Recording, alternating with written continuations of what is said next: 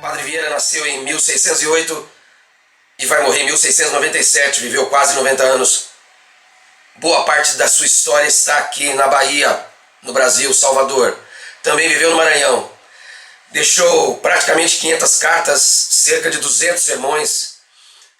Um artífice da linguagem.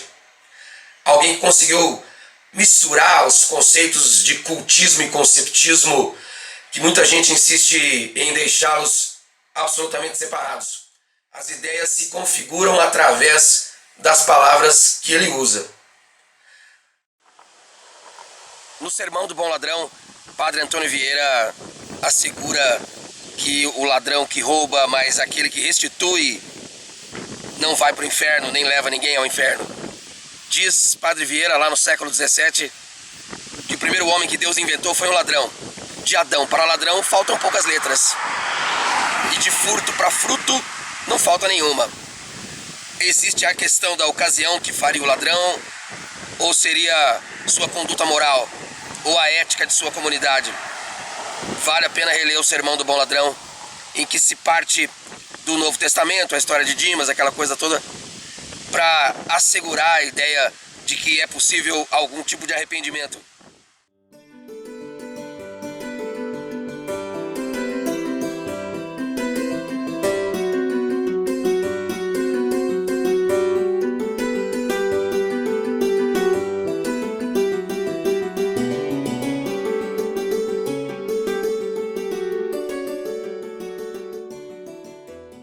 O texto de Antônio Vieira é argumentativo, seu discurso é argumentativo.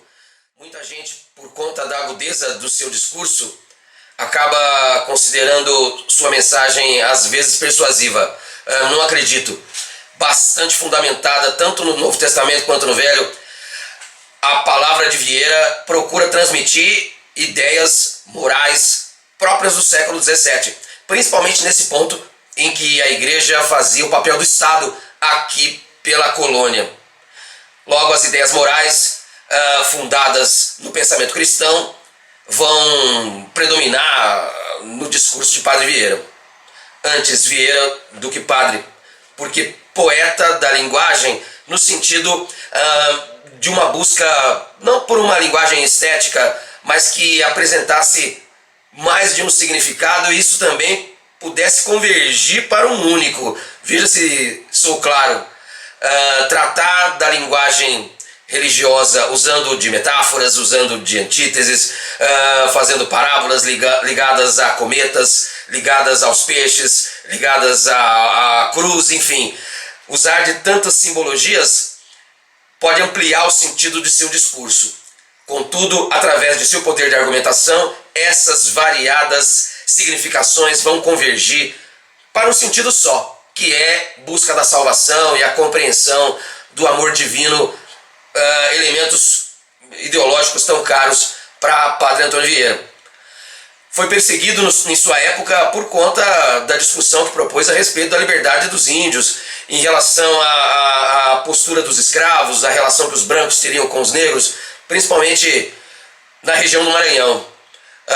Padre Antônio Vieira, em seus discursos, elabora a necessidade da compreensão desse amor divino que pode não só salvar os homens, como salvar as ideias todas.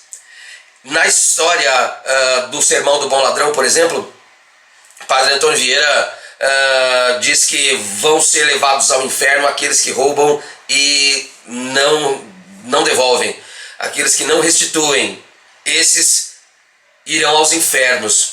Ele dá um exemplo bem interessante a respeito desse tema, tratando de uma história, contando uma história de Alexandre o Grande, de antes de Cristo, que navegava pelo mar Eritreu e numa certa altura de sua navegação flagrou um pequeno pirata roubando os barcos da região. Resolveu então Alexandre puni-lo diante dos demais para mostrar justiça. Ao que o pirata faz observações interessantes. Diz o pirata para Alexandre que ele rouba pouco. Roubar pouco é crime, diz o pirata, e roubar muito é grandeza, O roubar pouco faz os piratas, o roubar muito os Alexandres. Padre Vieira é nada sutil nesse episódio. Esse sermão, por acaso, pregado na Capela Real, justamente para um público nobre. Vamos lá, a linguagem de Padre Vieira, prosa, de caráter filosófico, obviamente teológico, mas transcende esses valores à medida que Padre Vieira fala com os homens comuns. Como um homem comum fala para outros, usando dos mais variados exemplos, como a pesca, o semear, batalhas e questões econômicas. Padre Vieira não constrói romances, esse que eu quero dizer. Não constrói contos, poemas, mas há um lugar específico para ele dentro da história da nossa literatura. Século XVII, linguagem culta, repleta de latinismos, mas que procura lidar com assuntos cotidianos e assim envolver seu público dentro dos seus então famosos sermões. Os mais marcantes, para mim, o Sermão do Mandato, o Sermão do Bom Ladrão, Sermão da Sexagésima e Sermão da Quarta-feira de Cinzas, além daquele famoso de Santo Antônio aos Peixes.